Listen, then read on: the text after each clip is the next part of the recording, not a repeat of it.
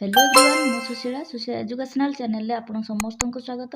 आज आम यही वीडियो रे structural approach to translation by Shri Baikunthanath Acharya बहीटीर स्ट्रक्चर 27 रो ओडिया टू इंग्राजी रे अनुवाद करवा। स्ट्रक्चर 27 रो टॉपिक टी होची मी हिम हर। विशेष करी ए me him her object pronouns पई व्यवहार करा जाय। एही उदाहरण गुडी को पढ़िबा पूर्व प्रथमे नाउन एवं प्रोनाउन कोन जानिबा।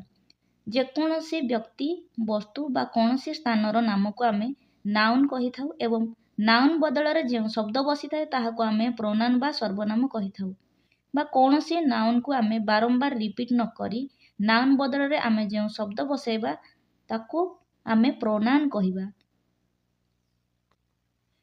वर्तमान सब्जेक्ट प्रोनाउन एवं ऑब्जेक्ट प्रोनाउन विषय रे किछि अवगत हेबा। आई माने मो यह प्रथम पुरुष एकवचन सब्जेक्ट प्रोनाउन। यार ऑब्जेक्ट प्रोनाउन होबो मी माने मते। यह निजको रेफरिंग करबा समय रे व्यवहृत हुए। ही माने से पुरुष यह सब्जेक्ट प्रोनाउन तृतीय पुरुष एकवचन। यार ऑब्जेक्ट प्रोनाउन होबो हिम अर्थ तांको पुरुष मानक पई व्यवहृत हुए। सी माने से महिला मानक पई व्यवहृत हुए। सी होची सब्जेक्ट प्रोनाउन। यार ऑब्जेक्ट प्रोनाउन होची हर। वर्तमान उदाहरण गुड़ी पढ़ा और बुझा ता सहित तल ओडिया वाक्य गुड़ी इंग्राजी रे अनुवाद करवा।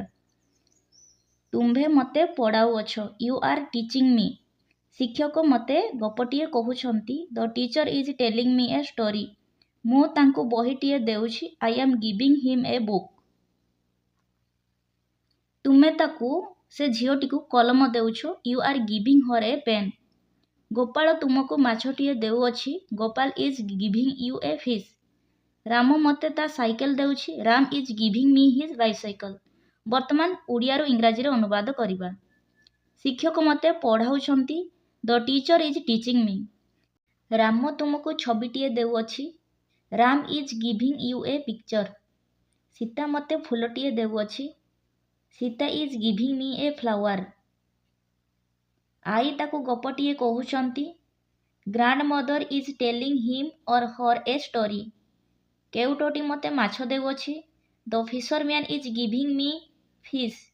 वर्तमान आमर स्ट्रक्चर 27 रो ओडिया टू इंग्राजी रे अनुवाद हैला। नेक्स्ट वीडियो रे एक्सरसाइज 9 रो ओडिया टू इंग्राजी रे अनुवाद करिवा।